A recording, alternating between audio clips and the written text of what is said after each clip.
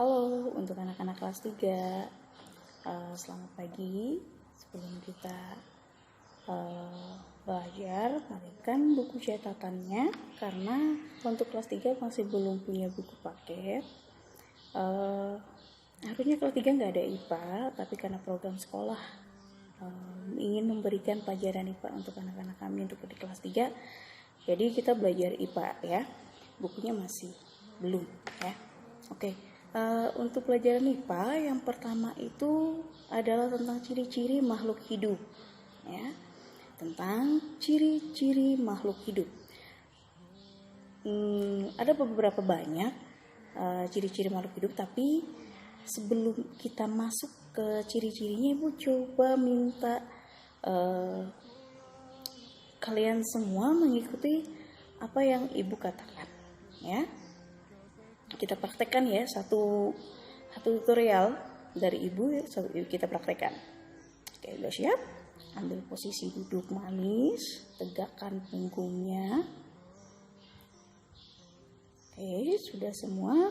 Sekarang dengarkan perkataan Ibu dan lakukan ya. Oke, duduk tegak, tarik nafas, tahan, tahan, tahan, hembuskan. Oke, mengikuti ya dari rumah.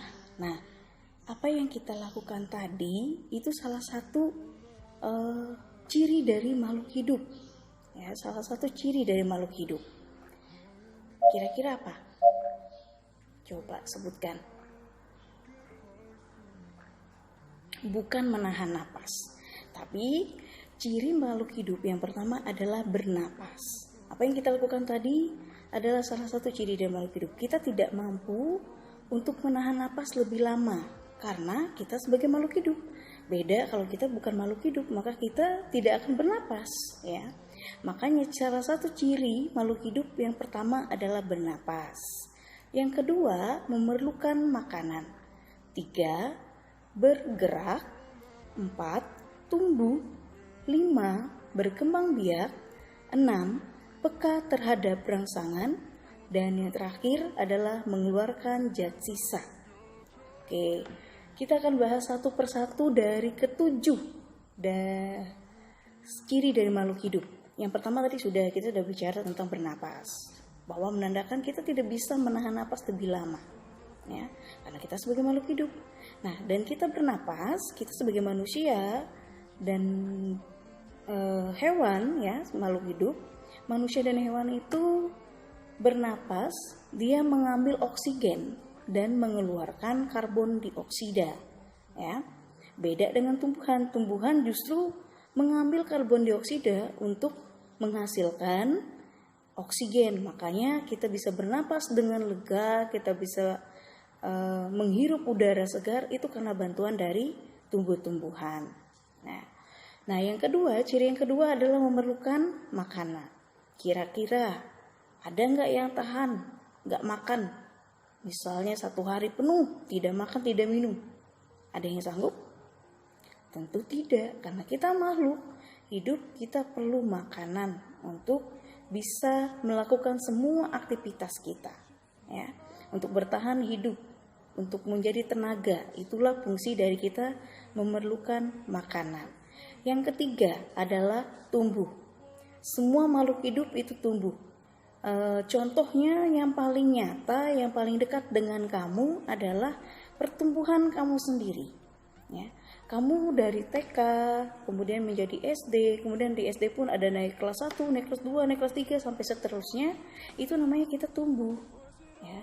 Tumbuh itu artinya terjadi perubahan dalam ukuran ya. Misalnya kamu semakin tinggi, semakin berisi. Nah, itu salah satu ciri dari tumbuh untuk makhluk hidup ya. Yang berikutnya adalah yang keempat, yaitu bergerak.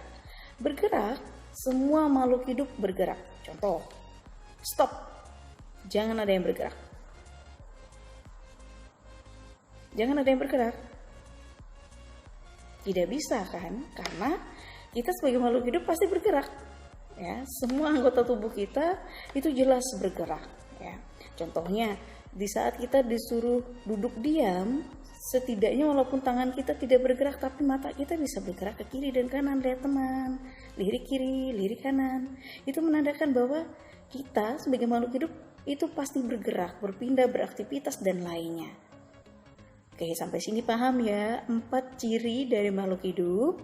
Oke, selanjutnya ciri yang kelima yaitu berkembang biak. Berkembang biak artinya itu bertambah banyak, atau dengan kata lain menghasilkan keturunan.